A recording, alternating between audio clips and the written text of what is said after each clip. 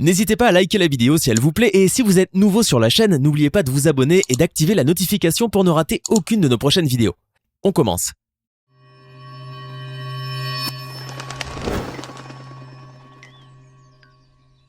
Du père qui cultive du cannabis pour ses enfants jusqu'à la mère qui injecte du botox à sa fille de 8 ans, aujourd'hui nous allons vous parler de ces parents qui sont allés beaucoup trop loin. Une petite famille composée du père, de la mère et de la fille se sont réunis pour faire du camping sauvage.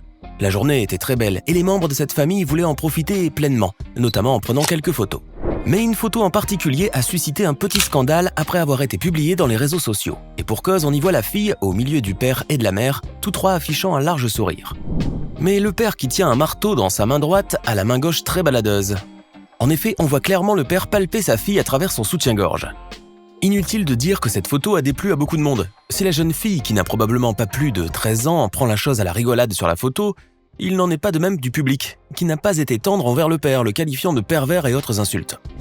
Le père a été vivement critiqué et c'est tout à fait compréhensible. Au Québec, en 2019, un homme a été condamné à 12 mois de prison précisément pour ce genre d'attouchement. En effet, il appliquait régulièrement de longs gants sur les seins de sa fille qui souffrait d'eczéma, se servant de ce prétexte pour commettre ses attouchements. Mais cet homme sur la photo n'est pas nécessairement aussi coupable et d'ailleurs, les associations de protection de la jeunesse ne l'ont pas embêté. Il s'agit plutôt d'une blague de très mauvais goût du vieux papa. Cependant, elle a suffi à lui constituer sur le web une très mauvaise réputation, d'ailleurs assez méritée. Enfin, on espère que c'est un geste isolé et que le père n'est pas coutumier du fait. Lu Xiao est un enfant chinois âgé de 4 ans seulement, mais il est déjà célèbre dans le monde entier en raison d'une particularité physique qui suscite autant le rire que la pitié. D'après les médecins, cet enfant est né sans problème de santé. Au fil du temps, il s'est découvert un penchant très marqué pour la nourriture. Lu Xiao est très gourmand et son plus grand plaisir est de manger. À cet égard, ses parents sont très indulgents et ne lui refusent rien. Lu Xiao est capricieux, têtu et rebelle et il n'hésite pas à imposer ses volontés à ses parents qui s'y soumettent depuis longtemps déjà. Notre petit bougre n'est pas contrarié dans ses penchants. Comme on le voit dans plusieurs vidéos TikTok, où il est perçu comme un gros enfant tout mignon, il mange autant que 3 personnes adultes. Ses menus sont variés et la table toujours très garnie. Bien sûr, sa gloutonnerie se répercute sur sa physionomie. En effet, Lu Xiao pèse plus de 60 kg et mesure à peine 1 mètre. Ses médecins n'ont détecté aucune anomalie dans son organisme et concluent que son obésité est due exclusivement à la quantité phénoménale d'aliments qu'il mange. De plus, ils ne cessent d'avertir les parents de tous les dangers de ce régime excessif et prédisent qu'à 20 ans, Lu Xiao souffrira de graves problèmes. L'enfant, tout comme ses parents, reconnaissent la pertinence de ses avis. La mère a par exemple décidé de réduire le nombre de bols de riz qu'il avale à chaque repas, mais il en faut beaucoup encore pour voir des changements dans l'apparence de ce pauvre garçon. Maintenant, nous allons vous parler de concours de beauté pour enfants. Des divertissements controversés, interdits en France, mais pas ailleurs dans le monde. Si vous vous demandez pourquoi les concours de minimis sont interdits en France, l'histoire que vous allez entendre peut constituer une réponse. Kerry Campbell est une femme originaire de Birmingham et son enfant, Britney, est âgée de 8 ans. Depuis quelque temps, Kerry a vu sa fille se passionner pour les concours de beauté pour enfants. L'émission de télé-réalité américaine Toddlers and Tiaras suit le quotidien de ces familles où la jeune fille participe à la compétition, en l'occurrence Britney Campbell, qui rêve d'être une star. Pour réaliser ce rêve, il ne faut ménager aucun moyen de s'embellir. La mère de Britney le sait bien, elle soutient sa fille et voudrait qu'elle soit la plus belle de toutes. Si ce désir est légitime, en revanche, les moyens qu'elle a employés à cette fin sont pour le moins discutables.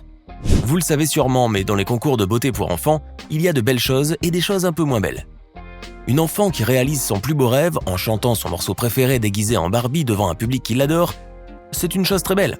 Pareil pour l'icône américaine des années 30 et 40, Shirley Temple, qui, dès l'âge de 5 ans, devint célèbre grâce à son talent pour la danse. Dans ces compétitions pour enfants, ce qui suscite la controverse, c'est que les jeunes filles sont parfois exploitées comme des mannequins adultes. Elles sont très maquillées, portent des vêtements sensuels et doivent plaire à tout prix. Et ce sont les parents qui malheureusement encouragent ces tendances regrettables. Kerry, la mère de Britney, est un triste exemple. Esthéticienne de métier, elle n'a pas hésité à injecter du botox à sa fille de 8 ans pour effacer ses rides et gonfler ses lèvres, et faire d'elle une candidate plus compétitive. De plus, elle lui épilait régulièrement ses jambes afin d'éviter la repousse des poils. Lorsque l'enfant était sous le feu des projecteurs, personne n'en a rien su. Britney Campbell était splendide et sa mère était ravie. Mais son ravissement n'a pas duré longtemps. Elle a reconnu lors d'une interview à Good Morning America qu'elle avait injecté du botox à sa fille, que beaucoup de parents avaient tendance à le faire et que ce n'était pas aussi scandaleux qu'on pourrait le croire. Des centaines de plaintes ont alors été signalées et l'unité locale de protection de l'enfance a ensuite ouvert une enquête. Cette histoire s'ajoute à la longue liste des dérapages de parents impliqués dans les concours de beauté pour enfants. Voici un fait divers vraiment insolite. Un forain de 56 ans, qui habite dans la commune de La Colle-sur-Loup, au sud-est de la France, a eu la désagréable surprise de découvrir que ses 3 enfants, âgés de 22 à 29 ans, fumaient du cannabis. Le père, plutôt que de punir ses enfants, a essayé de les comprendre et de les aider à arrêter. Mais ses efforts ne furent pas payants. Il était d'autant plus malheureux qu'il avait constaté que ce cannabis était d'assez mauvaise qualité, mélangé à toutes sortes de matières douteuses, et que c'était avec l'argent de poche qu'il leur donnait que ses enfants se procuraient ce produit illicite. En voyant que l'addiction des enfants ne faiblissait pas au fil du temps, le père eut une idée qui ne manqua pas d'originalité. Cultiver son propre cannabis de qualité afin d'éviter que ses enfants aillent acheter des stupéfiants chez des vendeurs peu recommandables. Le plan a très bien fonctionné. Il avait la satisfaction de voir que ses fils ne fumaient plus n'importe quoi et qu'il faisait en plus des économies non négligeables. Mais le père ne fut pas tranquille longtemps car il a eu assez rapidement des démêlés avec la justice.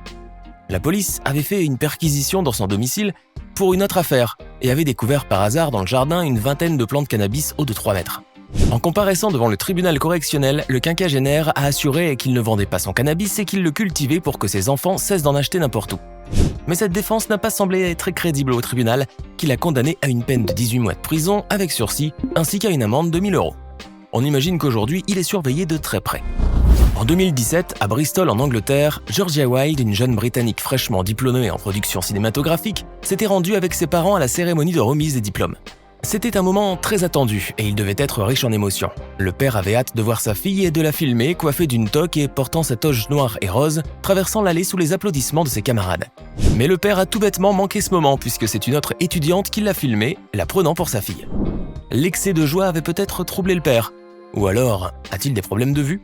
En tout cas, tout en riant, il a fini par se rendre compte de son erreur et par repérer sa fille.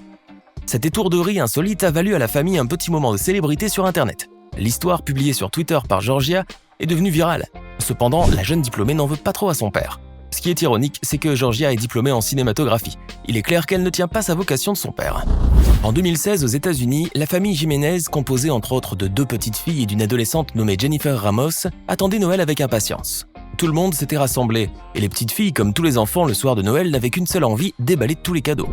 Quand vint le moment tant attendu, les petites filles, en ouvrant la boîte principale, étaient ravies de ce qu'ils y avaient trouvé. C'était 2 ours en peluche, et le cadeau venait de leur tante. Les 2 fillettes sont très joyeuses et serrent dans leurs bras ces peluches sans se douter de leur particularité. Ces peluches ne sont pas muettes. À l'intérieur s'y trouve un haut-parleur et la voix de leur grand-père décédé y est enregistrée. Cette bande sonore a été extraite d'une vidéo qu'il avait tournée jadis alors qu'il jouait avec ces mêmes filles. Entendre la voix de leur grand-père mort leur causa un tel trouble qu'elles fondirent en larmes. Et la plus âgée des filles, Jennifer, était désagréablement choquée de ce cadeau morbide. Elle a filmé la scène avant de la publier sur Twitter. Par ailleurs, ce grand-père était décédé dans des circonstances tragiques, agressé dans une station de lavage par 2 criminels, Adrian Walker et Quentin Burton, qui depuis ont été incarcérés. Ces 2 malfaiteurs avaient déjà volé plusieurs véhicules avant de s'en prendre au grand-père des 2 petites filles. Cette histoire de peluche avec la voix du grand-père décédé a suscité d'innombrables réactions. Les uns ont trouvé ce cadeau de très mauvais goût, les autres un hommage original et émouvant aux proches décédés. Et vous, quel est votre avis ? Brian Goldbach, originaire du Kentucky aux États-Unis, pousse un peu trop loin son amour pour l'histoire. Lorsque chaque Halloween, lui et son fils âgé de 5 ans se déguisent en personnages historiques célèbres et amusent beaucoup le voisinage.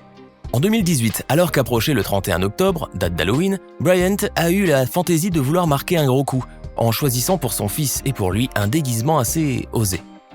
En effet, ils avaient décidé de se vêtir d'uniformes nazis. Comme le père était un homme de bonne foi, il n'imaginait pas qu'il choquerait le voisinage. Il pensait tout au plus attirer beaucoup l'attention. Bryant était vêtu de l'uniforme d'un membre de la Waffen-SS et son fils, qui portait une fausse moustache et un blazer orné de croix gammées, était déguisé en Hitler lui-même. Ce soir-là, un événement spécial était organisé dans le centre-ville de Owensboro et tous les enfants s'y réunissaient déguisés en fantômes, en loups-garous et en petits monstres. Bryant et son fils avaient prévu de s'y rendre et ils étaient assez sereins quant à l'accueil qu'on pouvait leur faire. En effet, Bryant n'avait jamais fait un choix de déguisement plus original et plus audacieux, et il était persuadé qu'on allait en rire tout au plus. Mais il a payé cher son insouciance, et il eut raison sur un seul point, il ne passa pas inaperçu. Son fils et lui ont dû faire face à des remarques insultantes et sarcastiques. Dans un long message que le père a publié quelques moments après, on apprend que son jeune fils, grimé en Hitler, avait reçu de nombreuses menaces, et que certains étaient prêts à lui arracher ses vêtements en l'injuriant. Bref, ce fut un fiasco, et le père Bryant était d'autant plus meurtri qu'il avait l'habitude de se déguiser en personnage historique.